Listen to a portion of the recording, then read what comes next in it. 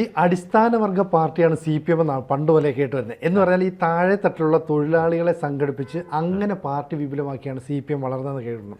ഇപ്പോൾ ഇവിടെ കേൾക്കുന്നത് പറഞ്ഞാൽ ഈ ട്രേഡ് യൂണിയനുകൾ CIT ഉണ്ട്, AITC ഉണ്ട്, BMS ഉണ്ട്, അങ്ങനെ വിവിധ പാർട്ടികൾക്ക് ട്രേഡ് യൂണിയനുകളുണ്ട്. ഈ ട്രേഡ് യൂണിയനുകൾ എന്ന് പറയുന്നത് കേരളത്തിലെ ഏറ്റവും വലിയ ബിസിനസ് ആണെന്ന് കേൾക്കുന്നു. എന്താണ് സാറിൻ്റെ അഭിപ്രായം? തീർച്ചയായിട്ടും കേരളത്തിലെ ഏറ്റവും വലിയ ബിസിനസ് ട്രേഡ് യൂണിയൻ ബിസിനസ് തന്നെയാണ്. നമ്മൾ വിചാരിക്കും കേരളത്തിലെ ഏറ്റവും വലിയ ബിസിനസ് എന്ന് പറയുന്നത് സ്വർണ്ണ ബിസിനസ്സാണ്, അല്ലെങ്കിൽ വസ്ത്രവ്യാപാരമാണ്, അതല്ലെങ്കിൽ മദ്യമാണ്. ഇങ്ങനെയൊക്കെ നമുക്ക് തോന്നും. വെറും തോന്നലാണ്. ഇതിനേക്കാളൊക്കെ ലാഭകരമായ ബിസിനസ്സാണ് ട്രേഡ് യൂണിയൻ ബിസിനസ് എന്ന് പറയുമ്പോൾ.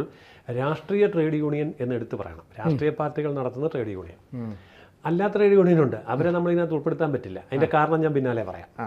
അതായത് കേരളത്തിൽ 5,24,193 സർക്കാർ ഉദ്യോഗസ്ഥന്മാരുണ്ട്. എന്ന് പറയുമ്പോൾ സർക്കാരിൻ്റെ നേരിട്ടുള്ള സർക്കാർ ഉദ്യോഗസ്ഥന്മാരും പിന്നെ എയ്ഡഡ് സ്കൂളുകൾ, എയ്ഡഡ് വിദ്യാഭ്യാസ സ്ഥാപനങ്ങൾ, അതിലെ ഉദ്യോഗസ്ഥന്മാരും, ഇവർ രണ്ടുപേരും സർക്കാർ ഖജനാവിൽ നിന്ന് ശമ്പളം പറ്റുന്നവരും പെൻഷൻ പറ്റുന്നവരുമാണ്. അപ്പോൾ ആ കണക്ക് നമ്മൾ അറിഞ്ഞിരിക്കേണ്ട, എല്ലാ മലയാളിയും അറിഞ്ഞിരിക്കേണ്ട. 5,24,193. ചിലപ്പോൾ നമ്മൾ ഈ ചർച്ച ചെയ്യുന്നതിനിടയ്ക്ക് എടുത്ത കണക്കിൽ നിന്ന് ചെറിയ മാറ്റം ഉണ്ടാവും. എന്നാലും 5,4 ലക്ഷം എന്ന് നമുക്ക് കണക്ക് കൂട്ടാം. ഈ 5,4 ലക്ഷം തൊഴിലാളികൾ, ഈ തൊഴിലാളികൾ എന്നൊക്കെ പറഞ്ഞ ഇതിനകത്ത് 4 ലക്ഷം രൂപ ഒക്കെ ശമ്പളം മേടിക്കുന്നവരും ഉണ്ട്. തൊഴിലാളി എന്നുള്ള പേരിലാണ് വരുന്നത്. അപ്പം ഇവരുടെ ഈ ജീവനക്കാരെന്ന് പറയുന്നത് ഈ ട്രേഡ് യൂണിയനുകളുടെ കറവ പശുക്കളാണ്. ഇവരെ ഇങ്ങനെ കറന്നുകൊണ്ടിരിക്കുകയാണ്. ഇതിനെക്കുറിച്ച് ഞാൻ നടത്തിയ ഒരു പഠനത്തിൽ ഏറ്റവും കുറഞ്ഞത് ഒരു വർഷം 25,000 രൂപ തൻ്റെ ട്രേഡ് യൂണിയന്, അല്ലെങ്കിലും ഭരണത്തിലുള്ള ട്രേഡ് യൂണിയന്, ഇപ്പോൾ ചിലപ്പോൾ ഒരു കോൺഗ്രസ്സുകാരനായിട്ടുള്ള ആളിന് ഇപ്പോൾ ഭരണമില്ല, പക്ഷെ ഭരണം CPM-നാണ്. ഇയാൾക്കൊരാവശ്യം നടക്കണമെങ്കിൽ CPM-ൻ്റെ ട്രേഡ് യൂണിയനെ പിടിച്ചേ പറ്റൂ. അപ്പോൾ അയാൾക്ക് അവിടെ പൈസ കൊടുത്തേ പറ്റൂ. അങ്ങനെ ഒരു വർഷം ഏറ്റവും കുറഞ്ഞത് 25,000 രൂപയെങ്കിലും കൊടുക്കുന്നുണ്ട്. ഏറ്റവും കുറവാണ്. ചിലയിടത്ത് ഇത് 50,000 ചില പ്രത്യേക കാര്യങ്ങൾക്ക് വരുമ്പോൾ ഇത് ലക്ഷങ്ങളാണ്. ഇതൊന്നുമില്ല, എനിക്കൊരു കാര്യവും കാണണ്ട, എനിക്ക് ഒരു സ്ഥലം മാറ്റം വേണ്ട, അല്ലെ സ്ഥലം മാറ്റം റദ്ദാക്കണ്ട, അല്ലെങ്കിൽ എൻ്റെ ശിക്ഷണ നടപടി അതിൽ അന്വേഷണം മരവിപ്പിക്കേണ്ട, വെറുതെ ശുദ്ധ സാത്വികനായൊരു മനുഷ്യൻ പോലും 25,000 കൊടുത്തേ പറ്റൂ. അത് നിർബന്ധമാണ്. അത് 25,000 വാങ്ങിക്കുന്നത്. ഇത് വാങ്ങിക്കുന്നത് വളരെ പല ഹെഡുകളിലാണ്. ഇപ്പോൾ ഒരു 10-12 ഹെഡുകളുണ്ട്. അപ്പം ഞാനത് കൃത്യമായിട്ട് പറയാം. അതായത് പാർട്ടി പത്രം എടുത്തേ പറ്റൂ. നിങ്ങൾ വായിച്ചാലും കുഴപ്പമില്ല, വായിച്ചില്ലെങ്കിലും കുഴപ്പമില്ല, പാർട്ടി പത്രം വാങ്ങിച്ചിരിക്കണം. പാർട്ടി പത്രം വാങ്ങിച്ചാൽ മാത്രം പോരാ, ട്രേഡ് യൂണിയൻ്റെ മുഖപത്രമുണ്ട്, അതും മേടിക്കണം. അപ്പോൾ പാർട്ടി പത്രം മേടിച്ചു, ട്രേഡ് യൂണിയൻ്റെ മുഖപത്രം മേടിച്ചു. ഇത് കഴിഞ്ഞാൽ പിന്നെ സംസ്ഥാന സമ്മേളനം വരെയാണ്. ട്രേഡ് യൂണിയൻ്റെ എല്ലാ കൊല്ലവും സംസ്ഥാന സമ്മേളനം.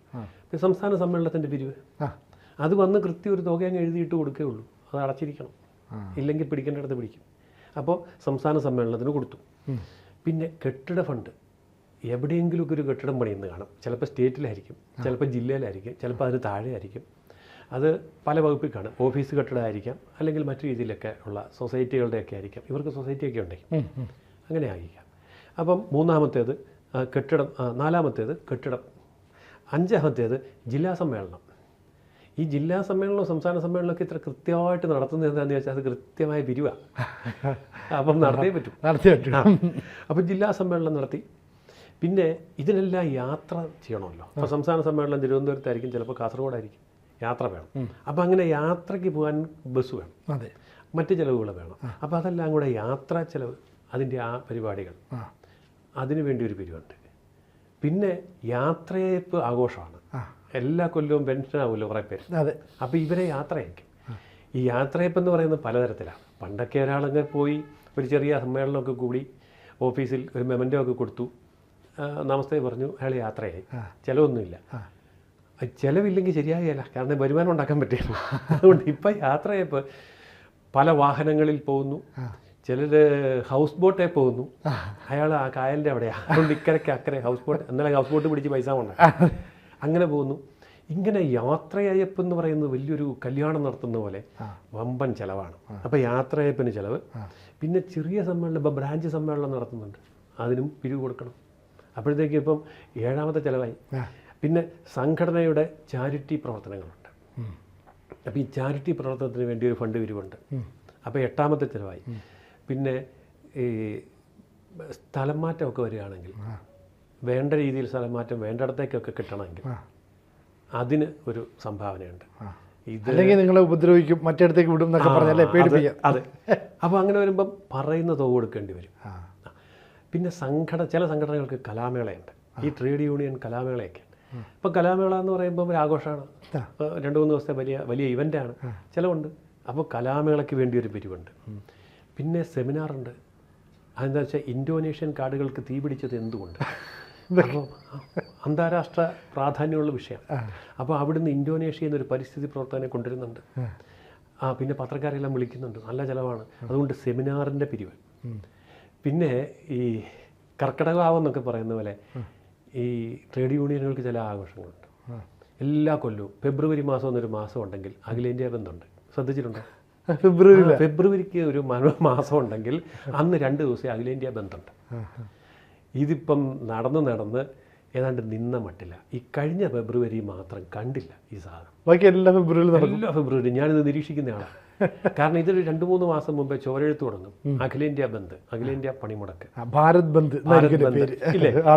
അങ്ങനെ ചുവരൊക്കെ എഴുതി വലിയ ആഘോഷമായിട്ട് ഫെബ്രുവരി മാസത്തിൽ ഇതുണ്ട്. എന്നിട്ട് ഇവിടുന്ന് ആയിരക്കണക്കിന് ആൾക്കാർക്ക് ഡൽഹിക്ക് പോകാൻ വേണ്ടിയുള്ള ട്രെയിൻ ബുക്ക് ചെയ്യുന്നു. സ്പെഷ്യൽ ട്രെയിൻ തന്നെ വേണമെങ്കിൽ അങ്ങനെ ചെയ്യുന്നു. നേതാക്കന്മാരൊക്കെ ഫ്ലൈറ്റിൽ പോകുന്നു. ഇതിനെല്ലാം കൂടെ ചിലവുണ്ട്. ആണ് അഖിലേന്ത്യാ സമരം നല്ല വരുമാനം ഉണ്ടാക്കാവുന്ന ഒരു പരിപാടിയാണ്, നല്ല പിരിവാണ്. അതെ. പിന്നെ സമര പ്രഖ്യാപന യാത്ര, വാഹന പ്രചരണ ജാഥ ഇടയ്ക്കിടയ്ക്ക്. അതെ. അപ്പം നമ്മൾ നോക്കുമ്പം നമുക്കൊരു പിടിയില്ല. 5-6 അക്ഷരമൊക്കെ എടുത്ത് വെച്ചിട്ട് ഇന്ന KT പേ CU എന്നൊക്കെ പറഞ്ഞ് ഞങ്ങളുടെ എന്താ നമ്മൾ വായിച്ചു നോക്കിയാൽ ഒന്നും മനസ്സിലാകാത്ത കുറേ കാര്യങ്ങളൊക്കെ എഴുതി വെച്ച് അവസാനം വിലക്കയറ്റം പിടിച്ചു നിർത്തുക, പിന്നെ അന്താരാഷ്ട്ര സമാധാനം ഉറപ്പുവരുത്തുക, ഇങ്ങനെ ഇതെല്ലാം നല്ല കാര്യമല്ലേ? അത് കാസർഗോഡ് മുതൽ തിരുവനന്തപുരം വരെ ഈ സമരത്തിൻ്റെ ഇങ്ങനെ ഏതാണ്ട് ഇപ്പം തന്നെ 10-14 നമ്മൾ പറഞ്ഞു. അതെ, ഇതെല്ലാം പിരിവിനായിട്ടുള്ള ചില അന്തരീക്ഷങ്ങളാണ്. പല മാസങ്ങളിലായിട്ട് അടിക്കുന്നത് നടക്കുക അല്ലേ? അതെ. അപ്പോൾ നമുക്ക് ഒറ്റ അടിക്കായിട്ട് നമുക്കത് ഫീൽ ചെയ്യാത്ത രീതിയിൽ അല്ലേ? അതെ, തോന്നുകയില്ല. അപ്പം ഇതെല്ലാം കൂടെ ഒരു വർഷം കൊടുക്കുന്ന പിരിവാണ് ഞാൻ പറഞ്ഞത്. മിനിമം 25,000 രൂപ. ഇത് മിനിമമാണ്. കാരണം ഇതിപ്പോൾ നമ്മുടെ ഈ ചർച്ച കേട്ടുകൊണ്ടിരിക്കുന്ന ഏതൊരു സർക്കാർ ഉദ്യോഗസ്ഥനും ഈ കാര്യം മനസ്സിലാവും. 25,000 ഒന്നുമില്ല, അതിൽ കൂടുതൽ അവർ മേടിക്കുന്നുണ്ട്. അപ്പോൾ ഇങ്ങനെയൊക്കെ ചെയ്യുമ്പോഴും ചില എക്സംഷൻസ് ഉണ്ട് ഈ രംഗത്തെ. ഇപ്പോൾ ട്രേഡ് യൂണിയൻ നമുക്കറിയാം, KSRTC ഹിതപരിശോധന നടത്തി ഇത്ര ശതമാനം വോട്ട് കിട്ടിയ ആൾ KSRTC യൂണിയൻ അല്ലേ, നമ്മൾ കേട്ടിട്ടുണ്ട്. KSEBയിൽ അങ്ങനെയാണ്. എന്നാൽ ഹിതപരിശോധന നടത്തിയില്ലാത്ത സ്ഥലമുണ്ട് അധ്യാപകരുടെ ഹിതപരിശോധനയില്ല. അതെന്താ കാര്യം എന്നുള്ളത് ഇനി അന്വേഷിച്ച് കണ്ടുപിടിക്കണം. അപ്പോൾ അങ്ങനെയൊക്കെയുള്ള ചില കാര്യങ്ങളുണ്ട്. ഇത് നമ്മളിപ്പോൾ പറഞ്ഞ 25,000 രൂപ 5.25 ലക്ഷത്തോളം വരുന്ന കേരളത്തിലെ സർക്കാർ ഉദ്യോഗസ്ഥന്മാരുടെ എണ്ണം കൊണ്ട് ഗുണിച്ചാൽ 1310,48,25,000 രൂപ വരും ഒരു വർഷത്തെ ട്രേഡ് യൂണിയനുകളുടെ വരവ്. അപ്പോൾ ഇത് ചെറിയ ബിസിനസ്സല്ല. നമുക്കറിയാം, ഒരു ലോട്ടറി വിൽക്കുന്ന ആളിന് പോലും ഇൻവെസ്റ്റ്മെൻ്റ് ഉണ്ട്. അതെ, അയാൾ നടന്നാ വിൽക്കുന്നത് പോലും അയാൾ ഇപ്പോൾ യൂണിഫോം ഒക്കെ ഇടണ്ടേ. അപ്പോൾ ആ യൂണിഫോമിൻ്റെ പൈസയിലും ഇതിന് ഒരു പൈസയും മുടക്കില്ല. ഇതിന് ഭയമാണ്. കൊടുത്തില്ലെങ്കിൽ, ട്രേഡ് യൂണിയന് പൈസ കൊടുത്തില്ലെങ്കിൽ, അല്ല പാർട്ടി പത്രം വരുത്തിയില്ലെങ്കിൽ, മുഖപത്രം എടുത്തില്ല എങ്കിൽ, അല്ലെങ്കിൽ ഇപ്പം നമ്മൾ പറഞ്ഞ 10-12 ചിലവ് ചെയ്തില്ല എങ്കിൽ അതിൻ്റെ ദോഷം അനുഭവിക്കേണ്ടി വരും. പ്രത്യാഘാതങ്ങൾ അനുഭവിക്കേണ്ടി വരും. അപ്പോൾ കൊടുത്തു പോവുകയാണ്. അപ്പോൾ ഇങ്ങനെയുള്ള വലിയൊരു മേഖലയിൽ എന്നാൽ സംഘടിപ്പിക്കാത്ത ചില മേഖലകളുണ്ട്. ഇപ്പം തുണിക്കട യൂണിയനില്ല, സ്വർണ്ണക്കട യൂണിയനില്ല, പാറമടയിൽ യൂണിയനില്ല, സ്വകാര്യ ആശുപത്രികളിൽ യൂണിയനില്ല, അതുപോലെ CBSE അൺഎയ്ഡഡ് സ്കൂളുകളിൽ യൂണിയനില്ല, ബാറിനകത്ത് യൂണിയൻ ഉണ്ടോയെന്ന് ചോദിച്ചാൽ പേരിന് കാണും, പക്ഷേ പ്രവർത്തനമില്ല. എന്തുകൊണ്ടാണ്? അവിടെ അസംഘടിതരായ തൊഴിലാളികൾ 10,000 രൂപ പോലും ശമ്പളം കിട്ടാത്തവർ വളരെ വിഷമിച്ച് ജീവിക്കുക. സ്വാഭാവികമായിട്ടും ഈ പറയുന്ന അടിസ്ഥാന വർഗത്തിനൊപ്പം നിൽക്കുന്ന പാർട്ടിക്കാരെല്ലാം അവിടെയും ട്രേഡ് യൂണിയൻ സ്ഥാപിക്കേണ്ടതല്ലേ? അതെ. എന്തുകൊണ്ട് സ്ഥാപിക്കുന്നില്ല അറിയുന്നില്ല. വീട്ടുജോലിക്കാർക്ക് യൂണിയനില്ല. അപ്പോൾ ഇവരെയൊക്കെ പൊതുവെ വിളിക്കുന്ന ഒരു പേരുണ്ട്, അസംഘടിത വിഭാഗം. ഒരു ഓമന പേരിട്ട് കൊടുത്തിരിക്കുക. ഈ അസംഘടിത വിഭാഗം ഇവിടെ ഉണ്ടാവാൻ കാര്യം എന്താ? ഇവന്മാർ സംഘടിപ്പിക്കാത്തതുകൊണ്ടല്ലേ. ഇവരുടെ പണി പിന്നെ എന്താ? ഈ ട്രേഡ് യൂണിയനുകൾ ഈ സംഘടിപ്പിക്കണമല്ലോ. അതെ. ഫുട്പാത്ത് കച്ചവടക്കാരെ സംഘടിപ്പിക്കാൻ അറിയാം, ലോട്ടറി വിൽക്കുന്നവരെ സംഘടിപ്പിക്കാൻ അറിയാം. എന്നാൽ ഈ പറഞ്ഞവരെ സംഘടിപ്പിക്കാത്ത എന്താ? ഞാനിതിനെപ്പറ്റി പഠിച്ചപ്പോഴാണ് രസകരമായൊരു കാര്യം. ഉദാഹരണം, ബാറിൽ ഇപ്പോൾ 700ഓളം ബാറുണ്ട് കേരളത്തിൽ. 700ഓളം ബാറിൽ ആയിരക്കണക്കിന് തൊഴിലാളികളുണ്ട്. ഈ ആയിരക്കണക്കിന് തൊഴിലാളികളെ സംഘടിപ്പിച്ചാൽ എത്ര രൂപ കിട്ടുമെന്ന് ഇവർ കണക്ക് കൂട്ടി നോക്കിയിട്ടുണ്ടാവും. അപ്പോൾ അതിനൊരു കണക്ക് കിട്ടുമല്ലോ. അതെ, അതിനേക്കാൾ എളുപ്പമാണ് ബാർ മുതലാളിമാരുടെ സംഘടന. ഈ 700 പേരെ സംഘടിപ്പിച്ചാൽ മതി. ആയിരക്കണക്കിന് ആളുകളെ സംഘടിപ്പിക്കാൻ വേണ്ട ഒരു ചിലവുമില്ല. നേരെ മറിച്ച് 700 ബാർ മുതലാളിമാരുടെ ഒരാളെ ഒന്ന് ഫോൺ ചെയ്തിട്ട് ഇന്ന ചെയ്യാൻ പോവാട്ടോ, അതുകൊണ്ട് ഒരു ഇത്ര കോടി രൂപ ഇങ്ങനെ തരണം എന്ന് പറഞ്ഞാൽ ആ എത്ര കോടിയാണോ ആവശ്യപ്പെട്ടത് അത് ബൈ 700 വീതം വെക്കുകയാണ് ഓരോ ബാറുകാരും. അപ്പോൾ ഒരു ബാറിന് കൂടി വന്നാൽ 2-4 ലക്ഷം രൂപ കൊടുത്താൽ മതി. കിട്ടുന്നിടത്ത് വലിയ കോടികളാണ്. അപ്പോൾ അതുകൊണ്ട് അവിടെ ട്രേഡ് യൂണിയനില്ല. അതാണ് സ്വർണ്ണക്കടയിലും തുണിക്കടയിലും പാറമടയിലും സ്വകാര്യ ആശുപത്രിയിലും CBSE സ്കൂളിലും യൂണിയൻ ഇല്ലാത്തതിൻ്റെ കാരണം. യൂണിയൻ നടത്തുന്നതിനേക്കാൾ ലാഭമാണ് യൂണിയൻ സംഘടിപ്പിക്കാതിരിക്കുന്നത്. കേരളം ചർച്ച ചെയ്യേണ്ട വിഷയം, പ്രധാനപ്പെട്ടൊരു വിഷയമാണിത്. അസംഘടിത മേഖല എന്ന് ഓമനപ്പേരിട്ട് ഇവരെയൊക്കെ വിട്ടുകൊടുത്തിരിക്കുകയാണ്. ബീഹാറിൽ നിന്നും ബംഗാളിൽ നിന്നും വരുന്നതിന് യൂണിയനില്ലല്ലോ. ഇല്ല. 40 ലക്ഷം പേര് ഇവിടെയുണ്ട്. നല്ല ഒരു യൂണിയൻ സംഘടിപ്പിക്കാവുന്നതാണ്. 40 ലക്ഷം അന്യസംസ്ഥാന തൊഴിലാളിക്ക് യൂണിയനില്ല. അപ്പോൾ ഇത് ഒരു വലിയ കൊള്ളയാണ്, വമ്പൻ ബിസിനസ്സാണ്. യാതൊരു ഇൻവെസ്റ്റ്മെൻറ്റും ഇല്ലാതെ പണം ഇങ്ങോട്ട് കിട്ടുന്ന കേരളത്തിലെ ഏറ്റവും വലിയ ബിസിനസ് രാഷ്ട്രീയ ട്രേഡ് യൂണിയൻ. ഇത് വിവിധ രാഷ്ട്രീയ പാർട്ടികൾക്ക് തമ്മിൽ അങ്ങോട്ടും ഇങ്ങോട്ടും അറിയത്തില്ലേ? തീർച്ചയായിട്ടും അറിയാം. ഇത് നന്നായിട്ട് അറിയാവുന്നതുകൊണ്ട് അവരെന്ത് ചെയ്യുമെന്ന് വെച്ചാൽ അവർ തമ്മിൽ സഹകരണ സംഘമാണ്. അതിൽ യാതൊരു വിരോധവും ഇല്ല, പരസ്പരം അറിഞ്ഞുകൊണ്ട് തന്നെയായത്.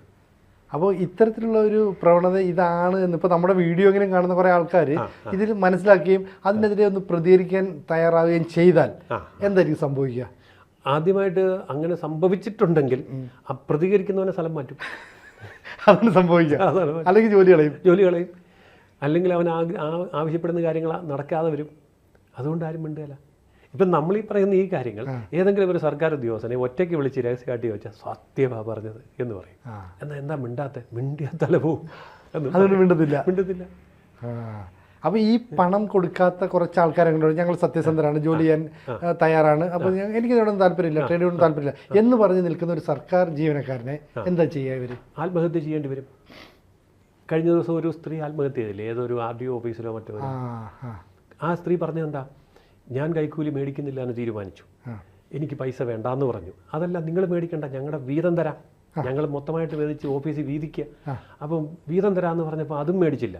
അവരെനിക്കെതിരെ വളരെ ശക്തമായിട്ടുള്ള ഒറ്റപ്പെടുത്തൽ, ശിക്ഷണ നടപടികൾ, ക്രൂരമായ പെരുമാറ്റം, ഹറാസ് ചെയ്തു എന്നും പറഞ്ഞ് ആത്മഹത്യ ചെയ്തു. അങ്ങനെയുള്ളവരുണ്ട്. എനിക്കറിയാം, സർക്കാർ സർവീസ് വിട്ടുപോയ എൻ്റെ ഒരു സുഹൃത്തുണ്ട്. അയാൾക്ക് സെയിൽ ടാക്സിലായിരുന്നു ജോലി. അയാൾ പരമപരിശുദ്ധനാണ്, ഒരു പൈസയും വേണ്ട.